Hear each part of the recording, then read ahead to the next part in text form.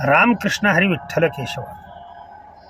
प्रत्येक महाराज लोक हे सांगतात, नामस्मरण करा, संतांच्या नावाचा जप करा, कीर्तनकार तयार झाले पाहिजेत, छत्रपती शिवाजी महाराजांसारखा मनुष्य तयार झाला पाहिजे, त्यांच्यावर काय संस्कार होते हे प्रत्येक कीर्तनकार प्रवचनकार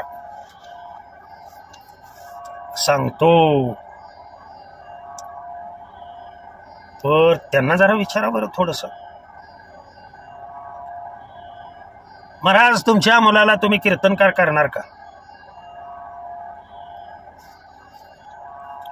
नको रे बाबा, इकडे नको, त्याला मी इंजिनियर करणार, डॉक्टर करणार. अरे बावळटानो, इंजिनियर डॉक्टर हे प्रपंच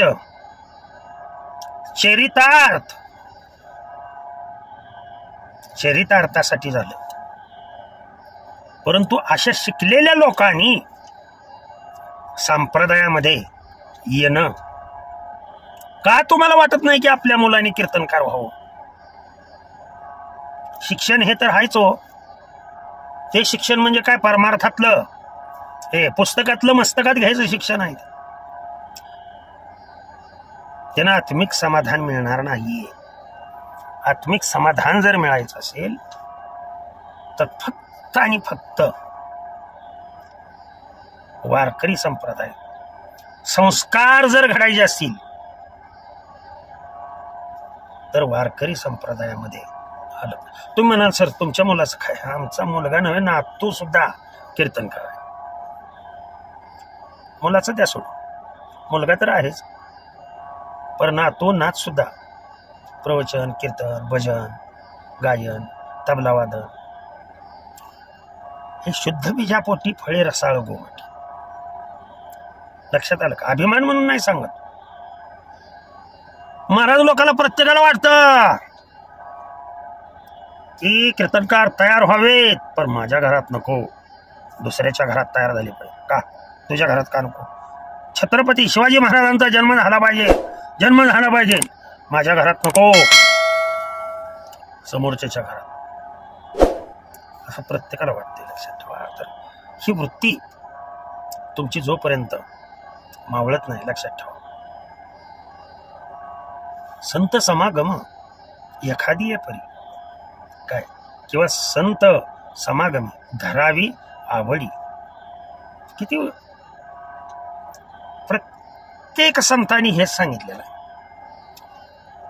आणि तुम्हाला एक आवर्जून आणखीन एक महत्वाची गोष्ट सांगू इच्छितो, जे तुम्ही सदैव ऐकलेले आहेत.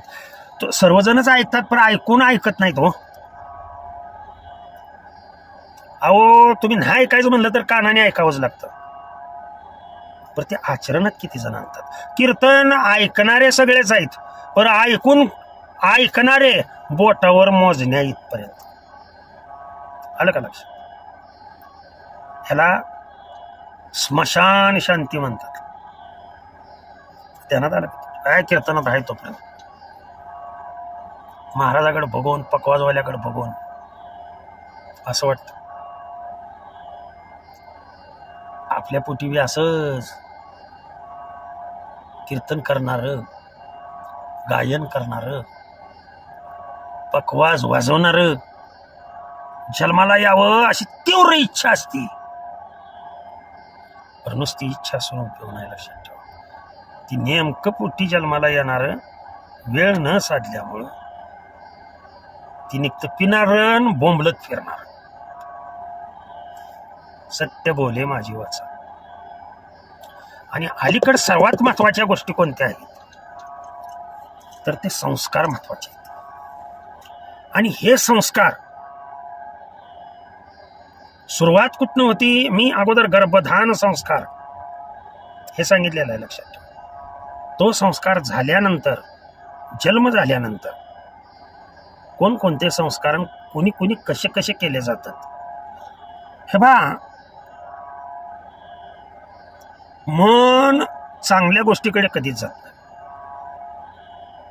आलं का लक्षात? वाईट गोष्टीकडे मात्र पहिल्यांदा पळतं. आणि त्या मनाला चांगल्या गोष्टीकडे जाण्यासाठी आवश्यक असतात ते संस्कार. आणि हे संस्कार जर तुम्ही लहानपणापासून मुलांना लावले तर कशासाठी म्हणलंय, प्रपंच ओसरो चित्त तुझे पायी मुरो, किंवा करी आईशी धावा धावी चित्त लावे चरणापे. किती धावाधावी कर पर चित्त कुठं लाव, चरणाकडे.